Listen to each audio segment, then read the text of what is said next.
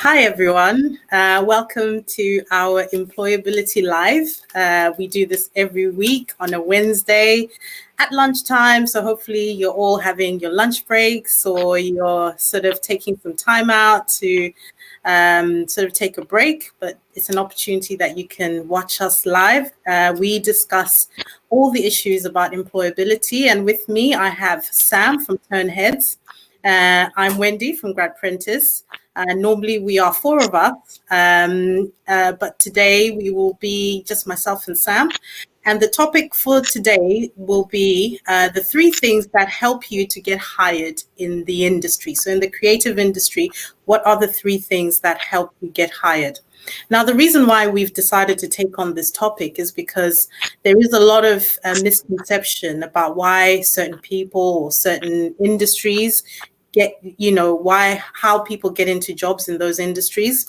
And we want to break the myth so that it's no longer a myth. It's sort of a bit straightforward. And I think in the creative industry, particularly, there are certain things that are key. And these are the areas that we really want to discuss and share with you guys. So I'll start first and I'll give my sort of thoughts about the three things that I feel or I've seen get people hired. So my background is in management and I've worked with a lot of sort of senior level managers, and I've also recruited quite a lot of graduates. And in terms of the interviews that we have, I see a common thing that comes up quite a lot. And the common thing is being able to articulate your skill set and to be able to actually show where you fit into an organization. That is something that a lot of students really fail to articulate. And the trick with that is to be very self-aware. So one key thing that I know definitely, if you're going to go for an interview, you need to be self-aware of who you are as a professional. Now, everyone thinks that they know who they are as a professional, or they think they want to be a certain professional, but you have to understand that you are good at something. And that something is what you really need to, focus on and really highlight and showcase so that when you do go into the world of work, you're showing the best side of you. So in terms of being self-aware, this includes things like, opening up yourself to evaluate where your strengths lie. So what skill set do you have and what is it that that you're really good at? You could be a very creative person. You could be a very technical person, but those things are things that you need to become self-aware. And there are a lot of tools that are out there to help you. For what I've done with gradprentice, when we've had workshops with Middlesex students, we've actually done a 16 personality test. And that 16 personality test actually tells you the career path that you would follow depending on the type of personality you are. We've even gone as far as using the Belbin's 9 roles. So that's a really good exercise to do because it even breaks you down into the specific person you will be in a team setting. If you do go into industry and you're working in a particular role, you may end up working on a project, and this project will require you to have a certain skill set. If you know exactly where you're going to fit into that team, then it will make your life so much easier. And a hiring manager looking to hire someone will always think, where will this person fit in the team? So if your CV is not reflecting that, if your portfolio doesn't reflect that, this is a main reason why I feel hiring managers normally wouldn't hire that person. So that's one thing that I know, and this is in general all around across the board, regardless of what industry you're going to go into. But particularly for the creative industry, I think having a portfolio is a must. I can't stress it anymore. We have students who come and do our program, and when they come in, they actually come in and they find out that actually I need to have a portfolio before I go and start looking for a job.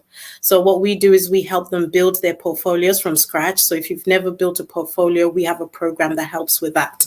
And another thing that I think also is really important is to really have an interest in what you're doing.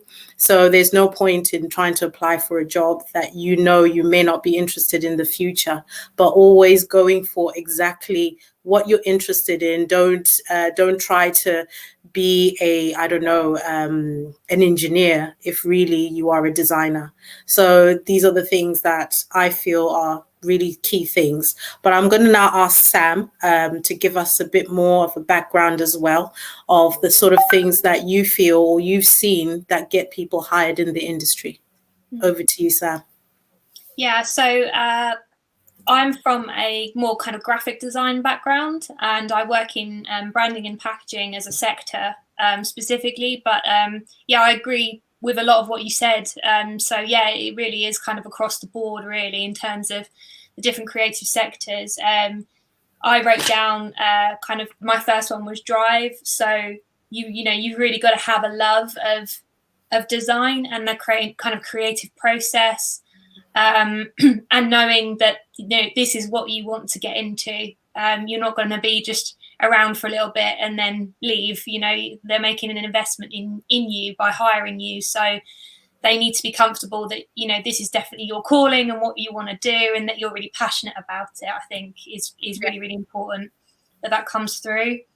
The next one is skills, and because you are going into a creative industry, I think it's really important that you show that visually in some way. So whether that's a portfolio, a show reel, anything like that, but it's really, really important to have some form of portfolio to show, and just kind of show a range of the different skills that you could be bringing to that company, so that they really understand where they could start to place you in the business, what you might bring to a team that already exists, that maybe they're missing a certain skill set that you could fill, or maybe a particular client as well, where your skills could really, really help.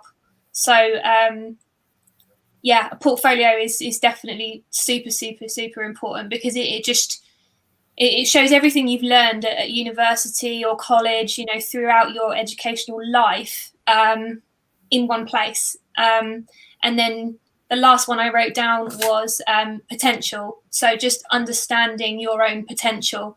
No one is expecting you to walk into that company and know everything. I mean, I'm a senior designer now, and I'm still learning every single day.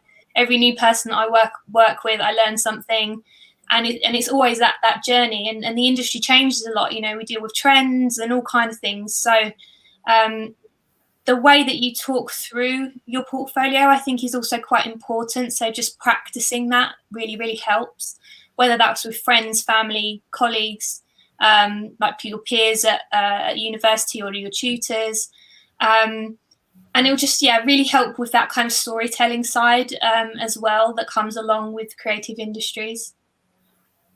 Yeah, no, I totally agree. And as you rightfully said, Sam, it's a journey. And, the journey will consist of you preparing now. So if you're still in university, don't wait until you come out. Start preparing now, understand your skill set, get your portfolio ready. All these things will all help you to make the whole journey easier.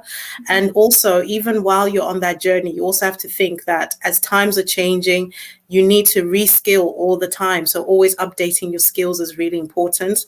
Don't ever sit around and say, I've done this course, or I've done my degree and I'm finished. There's always little courses that you can do. There's always something that you can sort of extend your knowledge on. And those are the kind of things that really look great on your CV.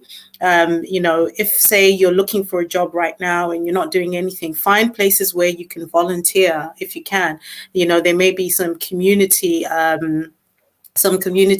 services that need, a UX designer, all these kind of things you can really get yourself into. But I really hope that you've enjoyed this podcast for today, and I hope you've all gained a lot more knowledge than you've had. Sam, thank you very much for being with me today on the podcast, and I want to wish everyone a happy lunchtime. Thank you. Take care. Bye. Bye.